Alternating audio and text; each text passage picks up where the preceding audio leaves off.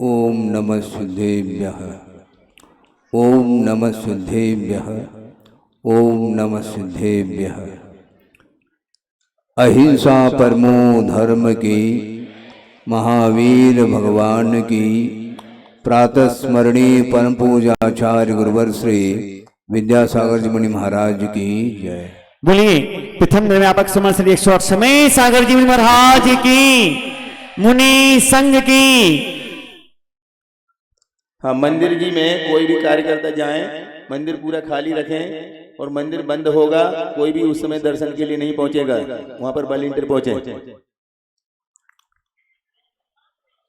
कल दीक्षा कल्याणक आपके सामने आया था और वृषभ कुमार ने जैनेश्वरी दीक्षा स्वयं ही अंगीकार की थी और ध्यान में लीन थे, किंतु प्रातः वेलान में आहार की भी चर्या उनकी हुई और आहार चर्या के बाद अपराह्न वेला में उन्हें केवल ज्ञान की उपलब्धि हुई है।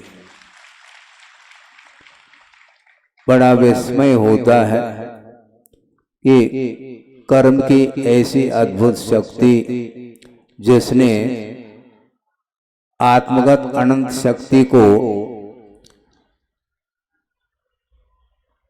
होते हुए भी उसका उद्घाटन मोहनी कर्म के सद्भाव में नहीं हो सका, किंतु अंतर मुहूर्त में ही मोहनी कर्म का क्षय के पश्चात एक साथ ज्ञानावरणी, दर्शनावरणी और अंतराय कर्म का भी पूर्णतः क्षय हुआ है और इस प्रकार चार घातिया कर्मों के क्षय होने के फलस्वरूप केवल ज्ञान उन्हें प्राप्त हुआ है। केवल ज्ञान होने के पूर्व में छद्मस्त अवस्था में, दीक्षित होने के पूर्व में उनके पास सम्यक ज्ञान तो था, सम्यक दर्शन भी था, किंतु असंयम के अवस्था में जितने भी बाहरी जो विषय हैं, भिन्न भिन्न इंद्रियों के विषय, उनसे उनका उपयोग आकर्षित होता था और इंद्र के माध्यम से नीलांजना नृत्य का भी दर्शन कराया है और उसको भी बड़े चाव से उस नृत्य को भी देखते रहे। ये किसका प्रभाव है?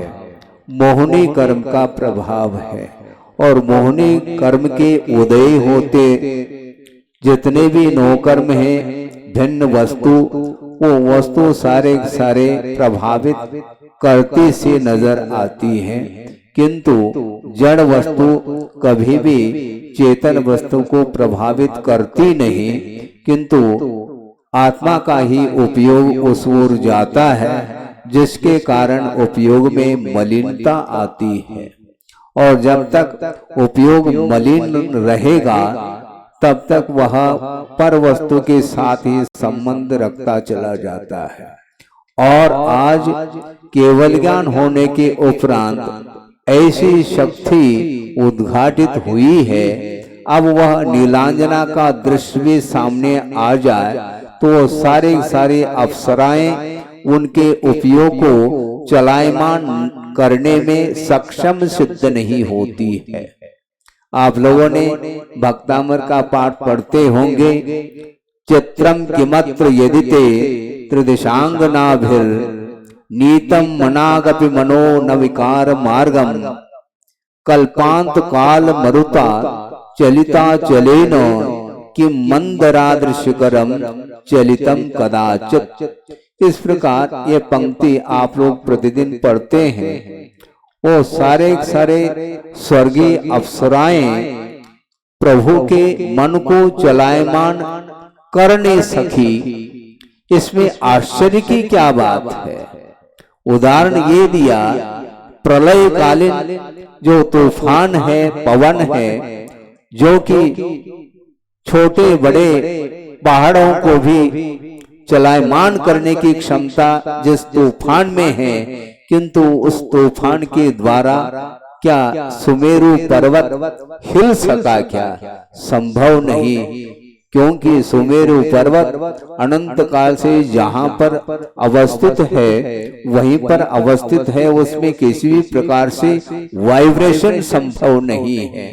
तो उसी प्रकार छद्मस्त अवस्था में तो प्रभु के उपयोग को चलायमान करने में सक्षम थी सारी अप्सराएं, किंतु प्रभु को केवल ज्ञान होने के उपरांत उनके उपयोग को कोई भी सारे अप्सराएं एक साथ भी नृत्य करें, कुछ भी करें, इसके उपरांत भी उनका उपयोग अडिग है, दृष्टि नासापे है। किसी भी प्रकार से अन्य वस्तुओं के प्रति उनका उपयोग आकर्षित नहीं हो रहा है, इसलिए दुनिया उनसे आकर्षित होती चली जा रही है। इसलिए केवल ज्ञान रूपी ज्योति में ये सारा का सारा विश्व दर्पण के समान अवतरित हो रहा है। इस प्रकार आचार्य अमृतचंद सूरी ने भी पुरुषार्थ सिद्धि उपाय में मंगलाचरण के रूप में रखा है कि तज्जयति परम ज्योति समम समस्तै रणंत पर्यायै दर्पण तल इव सकला प्रतिफलति पदार्थ मालिका यत्र ज्योतिषी। जिस केवल ज्ञान रूपी ज्योति में ये सारी अनंतानंत पदार्थ जो कि अपने अपने गुण और पर्याय को लिए हुए हैं, तो अतीत अनागत संबंधी पर्यायों के साथ गुणों के साथ अनंतानंत द्रव्य उनके केवल ज्ञान रूपी दर्पण में प्रतिबिंबित हो रहे हैं। इसके उपरांत भी उन पदार्थों से उनका किंचित मात्र भी उपयोग प्रभावित नहीं हो रहा है। बड़ी विचित्र बात है, केवल ज्ञान में अतीत के भी पर्याय उनके स्वयं के भी अवतरित हो रहे हैं। अनंत बार मान लो इतिहास की दृष्टि से अनंत बार नर गति को प्राप्त किया है संसारी प्राणी ने, अनंत बार देव गति को भी प्राप्त कर लिया और अन्यान्य गतियों को भी प्राप्त कर लिया। वो सारी पर्याय वो केवल ज्ञान में प्रतिबिंबित हैं। इसके उपरांत भी उनके ऊपर उन पर्यायों का कोई भी प्रभाव नहीं है, न उन्हें दुख का संवेदन हो रहा है, न इंद्रियजन्य सुख का संवेदन हो रहा है, किंतु वे केवल निजानंद रसलीन वाली बात आ रही है। ये सारे पदार्थ जानने में आ रही हैं, जानने का उनको कोई विकल्प नहीं है कि मैं पदार्थ को जानूं, और पदार्थ को जानने के उपरांत भी पदार्थ संबंधी उन्हें कोई भी आनंद का अनुभव नहीं हो रहा है, किंतु एक शुद्ध परमात्मा तत्व का ही संवेदन उन्हें हो रहा है। इसलिए उसी में वो लीन है। बहुत कठिनाई हो रही है संसारी प्राणी के लिए कि एक व्यक्ति के साथ भी यदि वह संबंध रखता है तो उस संबंध को तोड़ नहीं पा रहा है। एक साथ अनंत पदार्थ उनके केवल ज्ञान रूपी दर्पण में प्रतिबिंबित होते हुए भी उनका उपयोग मलिन नहीं हो रहा है, न उन्हें भीति हो रही है, न उन्हें किसी भी प्रकार से विशेषजन्य सुख का संवेदन हो रहा है, कुछ भी नहीं हो रहा है, क्योंकि क्षायिक ज्ञान, क्षायिक दर्शन, क्षायिक सुख और क्षायिक वीर ये सारे अनंत चतुष्टय के वो धनी हैं। इसलिए बाहरी समोषण की जो रचना हुई है इंद्र की आज्ञा से कुबेर के द्वारा, किंतु उस समोषण की ओर भी उनकी कोई दृष्टि नहीं है। पहले भी हमने एक बार बात कही थी कि श्री अर्थात लक्ष्मी दो तरह की हुआ करती है, एक बहिरंग लक्ष्मी और एक अंतरंग लक्ष्मी के रूप में। बहिरंग लक्ष्मी तो समोषण आदि वैभव है, जो कि तीर्थंकर प्रकृति के उदय का ही एकमात्र प्रतिफल के रूप में वह वैभव सामने आया है। और घातिया कर्म के क्षय होने के फल स्वरूप अनंत चतुष्टय का वह अनुभव कर रहे हैं। इसलिए उनकी दृष्टि अन्य पदार्थों की ओर न जा करके दृष्टि नासापेत रहे। जो शरीर है अभी वो परमात्मा तो है, किंतु सकल परमात्मा और निकल परमात्मा के रूप में परमात्मा के भी दो भेद किए हैं। कल अर्थात शरीर होता है और शरीर के साथ संबंध रखने वाली जो आत्मा है उसका नाम सकल परमात्मा है, जो कि अरहंत अवस्था मानी जाती है।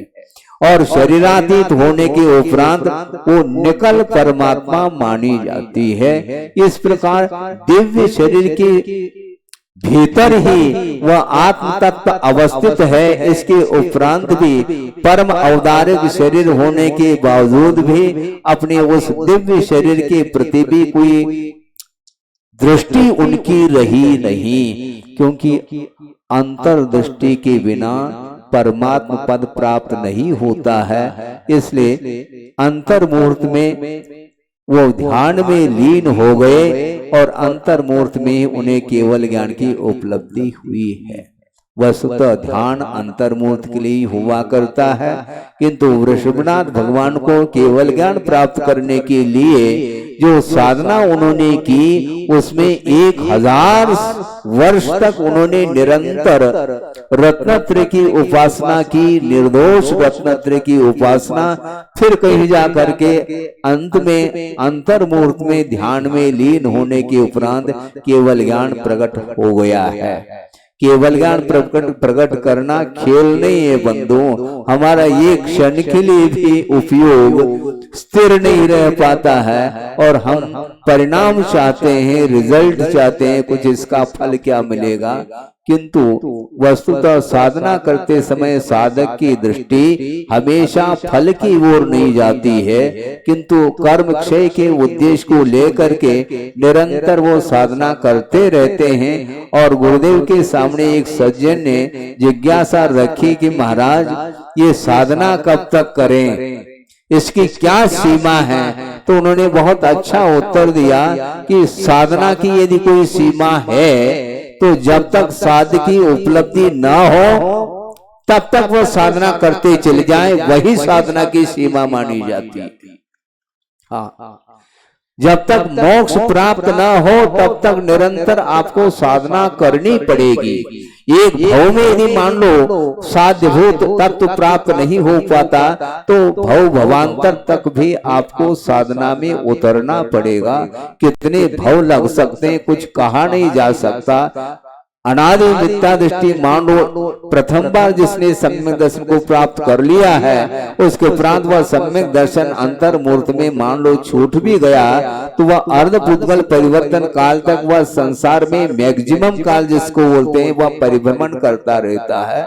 उस बीच में कितनी बार वह जनलिंग को धारण करता है इसकी कोई सीमा नहीं, किंतु आगम के अनुरूप यह स्पष्ट किया जाता है। द्रव्यलिंग तो इस संसारी प्राणी ने अनंत बार प्राप्त कर लिया, जनलिंग को धारण कर लिया द्रव्य के रूप में, किंतु संयम की उपलब्धि यदि अधिकतम होगी तो 32वां वारायम इस प्रकार आगम में उल्लेख मिलता, 32 बार ही वह भाव लिंग को धारण करता है। और 32 बार करे अनिवार्य नहीं, किंतु 32 से अधिक बार धारण करने की उसको आवश्यकता नहीं पड़ती। इसलिए रत्नत्रय के अभाव में जो शरीराश्रित जो लिंग है उस लिंग को तो अनंत बार प्राप्त कर लिया है, किंतु सम्यक दर्शन के अभाव में उस जनलिंग में यह क्षमता नहीं है केवल ज्ञान को प्रकट करने की। किंतु वह जनलिंग एक प्रकार से शरीराश्रित जो होता है वह आधार के रूप में होता है और जो भावलिंग होता है वह आधे के रूप में होता है। छोटा सा उदाहरण आपके सामने दिया जा रहा है। मान लो आप एक फूल का पौधा लगाना चाहते हैं तो गमले में लगाते हैं। काय में लगाते हैं आप? गमले में लगाते हैं। गमला क्या है? ये उस फूल के पौधे के लिए एकमात्र आधार है। गमला तो आपने खरीद ली किंतु उसमें पौधा आपने नहीं लगाया है तो वह फूल कहाँ से उगेगा, मुझे बताओ।